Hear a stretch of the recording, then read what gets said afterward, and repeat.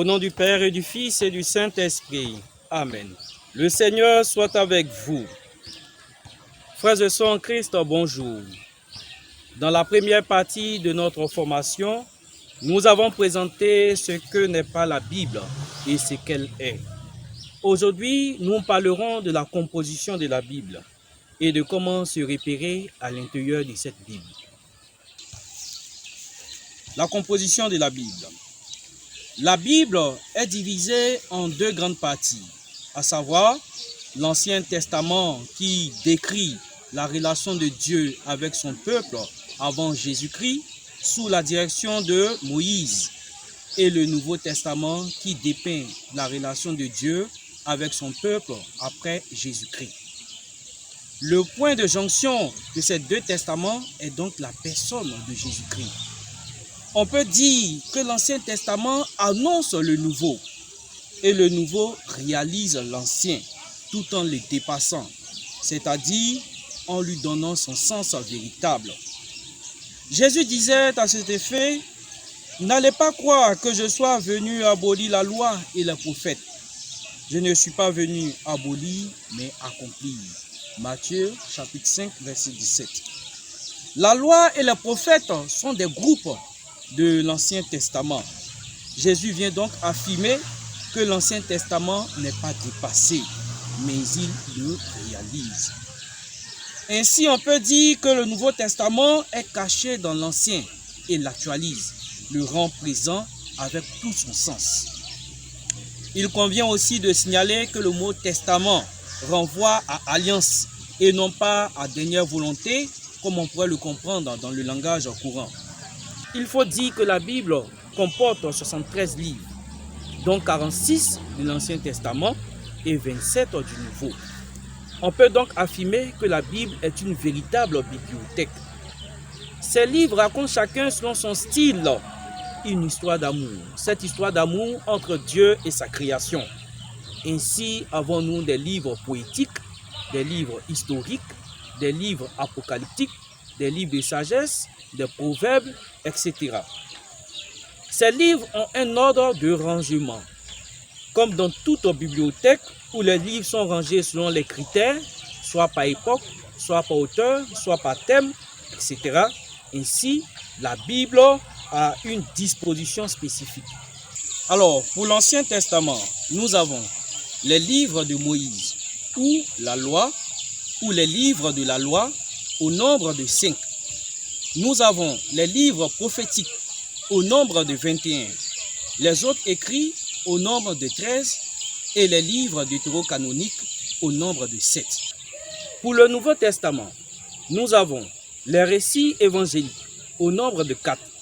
Le livre des Actes des Apôtres. Nous avons les lettres ou épîtres de Saint Paul, au nombre de 13. La lettre aux Hébreux, les épîtres ou lettres dites catholiques, au nombre de 7. Et enfin, l'Apocalypse de Saint Jean. La présentation de la Bible que nous avons ici exposée est celle de la Tobe, traduction écuménique de la Bible.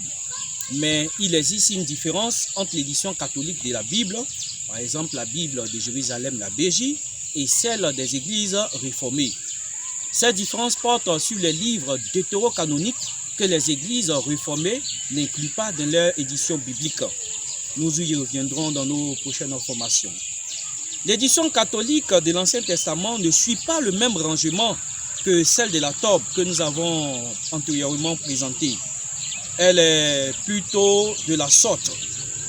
D'abord le Pentateuque au nombre de 5, les livres du Pentateuque au nombre de 5, les livres historiques au nombre de 16, les livres poétiques et sapentiaux au nombre de 7 et les livres prophétiques au nombre de 18.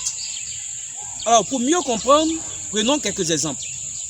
Le livre de Judith, qui est rangé dans les livres deutérocanoniques, dans le groupe livre deutérocanonique de l'édition de la Tobe, est rangé dans le groupe des livres historiques dans l'édition de la BJ, la Bible de Jérusalem.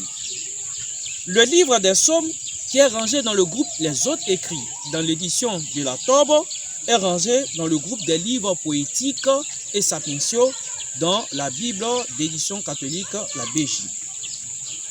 Alors, nous donnerons plus d'informations sur cette différence, comme nous l'avons tantôt dit, dans notre prochaine formation. À présent, comment se repérer dans la Bible? Pour faciliter le repérage dans la Bible, les textes ont été divisés en chapitres, puis en versets, et le livre lui-même est indiqué à partir de ses initiales, dont la première est en majuscule et la seconde en minuscule. Ainsi, nous avons GN 12, 5, qui veut dire Genèse chapitre 12, le verset 5. LC 3,5-9, qui veut dire Luc chapitre 3, le verset 5 au verset 9.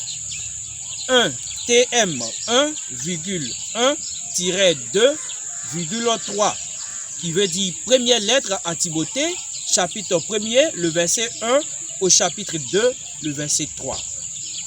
Le signe S peut être aussi joint à une référence, comme Luc 3,10S, qui veut dire Luc chapitre 3, le verset 10 et suivant. En bref, la Bible comprend 73 livres, répartis en deux grands ensembles. L'Ancien Testament avec 46 livres et le Nouveau Testament avec 27 livres. Le mot testament veut dire alliance. Chaque testament comprend plusieurs groupes. Le mot de rangement de ces groupes est le même pour les livres du Nouveau Testament, mais il varie pour ceux de l'Ancien Testament selon l'édition de la Bible. Pour se repérer dans la Bible, il faut tout d'abord connaître l'abréviation de chaque livre. Voici achevé cette deuxième partie de notre formation. Que Dieu vous bénisse.